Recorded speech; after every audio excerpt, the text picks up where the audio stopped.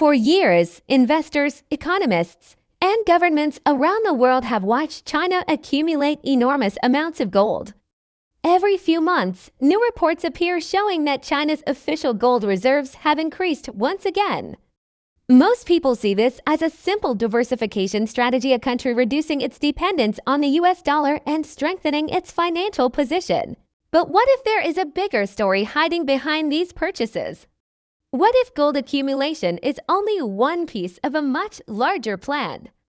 Over the last 2 years, China has quietly increased its precious metals holdings while simultaneously making several policy changes involving gold trading, cross-border precious metal transfers, and international storage infrastructure. Individually, these developments seem technical and unimportant. However, when viewed together, some analysts believe they could point toward a long-term strategy aimed at reshaping how international trade is settled. And according to this theory, silver may play an even bigger role than most people realize. Today, we're going to examine the evidence, explore the possible implications, and discuss why some analysts believe China may be preparing for a future in which gold and silver become more important to global trade than they have been in decades. China's growing gold accumulation. Let's begin with what we know for certain. China has been steadily increasing its official gold reserves. According to publicly reported figures, the People's Bank of China has added substantial amounts of gold over recent years. Central banks around the world have also been increasing their gold purchases, but China's activity has attracted particular attention because of its scale and consistency. Gold has always played a special role in the financial system. Unlike paper currencies, gold cannot be printed. It has been used as a store of value for thousands of years and remains one of the few assets accepted globally regardless of political boundaries. For this reason, many governments view gold as financial insurance. If confidence in paper currencies declines, gold often becomes more attractive. However, some market observers argue that China's official reserve numbers may represent only part of the picture.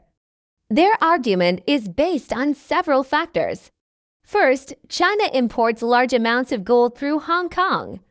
Second, significant quantities of gold move through the Shanghai Gold Exchange. Third, state-owned enterprises and financial institutions may also be acquiring precious metals outside traditional central bank reporting channels. The result is a debate among analysts. Are China's official reserves the complete story? Or is the country accumulating considerably more gold than publicly reported? No one outside the Chinese government knows the exact answer. But one thing is clear. China continues to demonstrate strong interest in physical precious metals at a time when many nations are questioning the long-term stability of the current monetary system. If China were simply interested in holding reserves, the story would largely end there. But some analysts believe recent developments suggest a broader objective. Their theory is that China is not merely buying gold for storage. Instead, they believe China may be building the foundations for an alternative trade settlement system. To understand why this matters, we need to understand how global trade currently works. Today, most international commodities including oil, natural gas, agricultural products, and industrial materials are priced and settled using US dollars. When countries trade with one another, dollars frequently act as the intermediary currency. This system has given the United States enormous financial influence for decades. But many countries have recently expressed interest in reducing their dependence on the dollar. Sanctions, geopolitical tensions, and concerns about long-term debt levels have encouraged governments to explore alternatives. China has been one of the most active participants in this trend. Instead of relying entirely on dollar-based settlements, China has increasingly promoted the use of its own currency, the yuan, in international trade. However, convincing the world to adopt a new settlement system is not easy. Trust must be built, infrastructure must exist, and participants must have confidence that transactions can be completed efficiently. This is where gold enters the discussion. Some analysts believe gold could serve as a trust-building asset within a new trade framework. Rather than replacing currencies entirely, gold could act as a reserve asset supporting certain types of international transactions. Whether this ultimately happens remains uncertain, but the possibility has generated significant debate. Several recent developments have intensified speculation regarding China's long-term intentions. Analysts noticed adjustments involving international gold trading mechanisms connected to Shanghai. While technical in nature, these changes may provide greater flexibility for participants involved in precious metals transactions. Supporters of the alternative settlement theory believe such flexibility would be necessary if gold-backed instruments were ever used more extensively in international trade. China also introduced regulatory adjustments affecting the movement of precious metals across borders. Again, the details may appear routine. However, if a nation were preparing to support larger international precious metals transactions, efficient transfer mechanisms would be essential. Some observers therefore view these changes as another piece of a larger puzzle. Hong Kong has long served as an important gateway between China and international financial markets. Recent developments involving storage and custody infrastructure have attracted attention because secure vaulting systems are critical for large-scale precious metals operations. If multiple countries wanted to settle transactions using gold-backed assets, they would require trusted storage facilities and reliable accounting systems. Supporters of the theory argue that Hong Kong is uniquely positioned to perform this role. Taken individually, these developments may not appear extraordinary. Taken together, they have led some analysts to speculate that a larger strategy may be unfolding behind the scenes. This is not the first time the world has experimented with gold-linked monetary systems. In fact, much of modern financial history has been shaped by gold. After World War II, the Bretton Woods system established a framework in which the US dollar was linked to gold, while other currencies were linked to the dollar. For decades, this arrangement supported global trade and economic growth. However, maintaining a gold-linked system proved increasingly difficult. As international trade expanded and government spending grew, pressure on gold reserves intensified. Eventually, the system became unsustainable. In 1971, the United States ended direct gold convertibility, marking the beginning of the modern fiat currency era.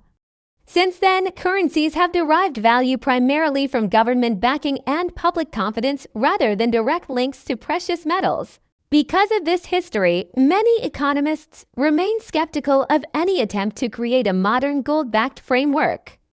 They argue that global trade volumes are simply too large. Others disagree. They believe modern technology, digital settlement systems, and multilateral participation could overcome many of the challenges that damaged previous gold-linked arrangements. This debate remains unresolved, but it highlights an important reality. Gold continues to influence monetary discussions even decades after the end of Bretton Woods. While gold attracts most of the headlines, silver may actually be the more interesting metal. Silver occupies a unique position in the global economy. Like gold, it has a long monetary history. But unlike gold, it is also a critical industrial metal. Silver is used in solar panels, electronics, medical technology, electric vehicles, telecommunications equipment. As the world becomes increasingly dependent on advanced technology and renewable energy, silver demand continues to rise. This creates an important dynamic. If governments begin accumulating silver for strategic purposes while industries continue consuming large quantities, competition for available supply could intensify. Some analysts argue that this is exactly why silver deserves attention. The silver market is much smaller than the gold market. As a result, relatively small changes in demand can have a disproportionately large impact on price. Imagine several major nations deciding they need substantial silver reserves. Even moderate purchases could absorb a significant portion of annual global production. In such a scenario, manufacturers, investors, and governments would all be competing for the same resource. This possibility is one reason silver remains a favorite topic among precious metals enthusiasts. This is the central question. Even if China wanted to create an alternative settlement network, could it succeed? Supporters argue that several factors work in China's favor. China is one of the world's largest economies. It is a major trading partner for dozens of countries. It possesses enormous manufacturing capacity. And it has spent years strengthening economic relationships through international infrastructure and development initiatives. Because of this, some analysts believe China has more leverage than previous countries that attempted similar projects. Critics, however, point out significant challenges. Building an alternative system requires trust. Participating countries must believe the system will remain stable for decades. They must also be willing to alter existing trade practices. That is a difficult task. The dollar remains deeply embedded within global finance. Banks, corporations, governments, and investors all rely on dollar-based infrastructure. Replacing or even partially competing with that system would require enormous effort. For this reason, many experts believe any transition would occur gradually rather than suddenly. Rather than focusing on predictions, many analysts prefer to watch measurable indicators. Several developments could provide clues regarding future direction. BRICS announcements. Future BRICS meetings may reveal whether member nations intend to expand alternative settlement mechanisms. Commodity trade agreements. Any increase in non-dollar commodity settlements would be significant. Gold exchange activity. Higher international participation in Chinese precious metals markets could indicate growing interest in alternative systems. Precious metals flows. Large increases in gold or silver imports may suggest continued accumulation.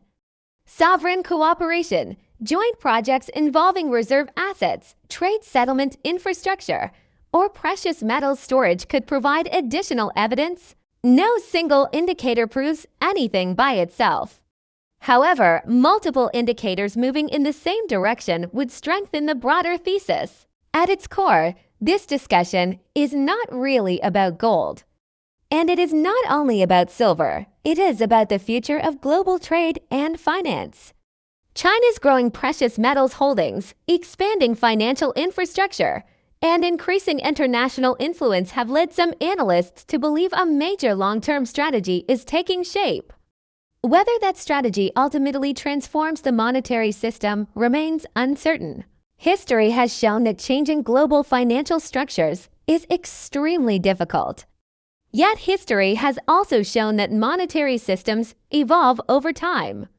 For now, the most reasonable conclusion is that precious metals remain strategically important. Gold continues to serve as a trusted reserve asset. Silver remains essential to both industry and investment. And as geopolitical competition intensifies, both metals may play a larger role in international finance than many people expect. The coming years will reveal whether current developments represent routine reserve diversification or the early stages of a much larger transformation. Either way, the world is watching closely.